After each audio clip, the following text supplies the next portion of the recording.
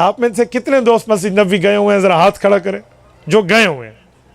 جزاک اللہ. اب میں جملہ کہہ رہا ہوں آپ سمجھیں گے, جو نہ سمجھے انہیں بتانا. جب بندہ باب بلال پہ پہنچتا ہے, باب بلال تو آپ نے دیکھا ہوگا گیٹ نمبر 40, یعنی باب جبرائیل کے ساتھ جو مسجد نبوی کی نئی توسیع سے باب بلال کہتے ہیں.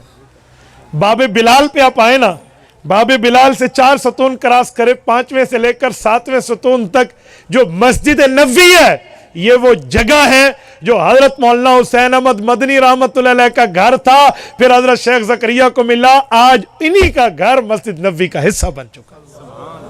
یہ حضرت مدنی رحمت اللہ علیہ جہاں درس دیتے تھے, جہاں رہائش فرماتے تھے, اور ادھر حضرت شیخ زکریا رحمت اللہ علیہ رہتے تھے.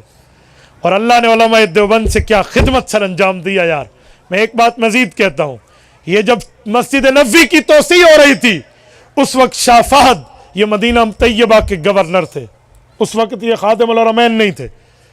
تو مسجد نبوی کی توسیع کے وقت توجہ رکھنا, جو گئے ہیں وہ سمجھیں گے.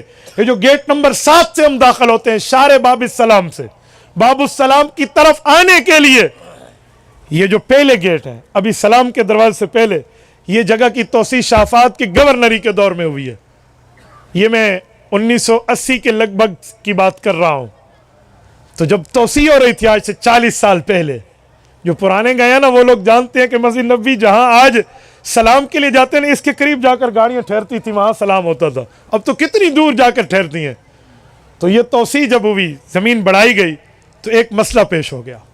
اللہ اکبر, ایک عظیم مسئلہ جو میں بات کر رہا ہوں نا, آپ کے ڈی اے خان کی ایک شخصیت بھی آنکھوں دیکھی اس بات کی گواہ ہے. حضرت مولانا قاری خلیل احمد سراج دامت برکاتہم, ان نے آنکھوں سے منظر دیکھا ہے. آپ ان سے پوچھ لینا, میں تو پڑھ کر بات کر رہا ہوں, آپ ان سے سن لینا.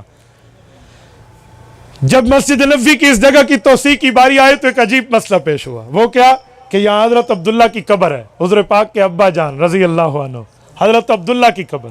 کیونکہ حضرت عبداللہ مکی ہیں لیکن سسرال آئے ہوئے تھے, حضرت اماں آمنہ مدنی ہے نا, تو ادھر ان کی وفات ہوئی, یہاں قبر بنی. حضور پاک کے دور میں سے کہتے تھے اطعمہ بنی نجار, طبقات ابن سعد جلد اول صفحہ 60 میں امام ابن سعد المتوفى 230 ہجری نے یہ روایت ابن عباس کے واسطے سے لکھی ہے. اطعمہ بنی نجار, یہاں اللہ کے رسول کے والد محترم کی قبر ہے. اور اماں آمنہ رضی اللہ عنہ اللہ کے نبی کو لے کر آئی تھی نا 6 سال کی عمر میں اپنے ننہال, تو اپنے ابو کی قبر پہ بھی لائی تھی, جس کی واپسی پہ ابوا میں اماں آمنہ کا انتقال ہوا. اس جگہ جب قبر آئی تو اب قبر مبارک کی قبر کشائی کا فیصلہ ہوا کہ حضرت عبداللہ کی قبر کو جنت البقیع منتقل کیا جائے. تو جب قبر مبارک کی قبر کشائی کھولنے کا وقت آیا نا, کون کھولے, کس کی ہمت, کون آگے بڑھے؟ حضرت مولانا عاشق الہی, یہ جو میں دارالعلوم دیوبند کے اس بندے کی بات کر رہا ہوں, جن نے انعام الباری میں اشعار جمع کیے ہیں, ان کے فیصلے اور مشورے کے مطابق کہا حضور پاک کے والد کی قبر کو ہاتھ عام مزدور نہیں لگائے گا, پہلی کدال وہ مارے گا جو انہی کے علاقے کا ہے, جو حضور پاک صلی اللہ علیہ وسلم کے روزے کی صفائی کرتے ہوئے آ رہے ہیں. جو حضور کی روزے کی صفائی والے حضرات بیٹھے ہیں نا, افریقن حضرت بلال کے علاقے والے, وہ نسل در نسل جو آ رہے ہیں, وہی بندہ آئے گا خادم روزہ, اور وہ حضور پاک کے والد کی قبر کو کھودنا شروع کرے گا. وہی ہوا. اور 1400 سال گزرنے کے بعد بھی حضور پاک کے والد محترم کی قبر بالکل صحیح سلامت اور جسم سلامت تھا.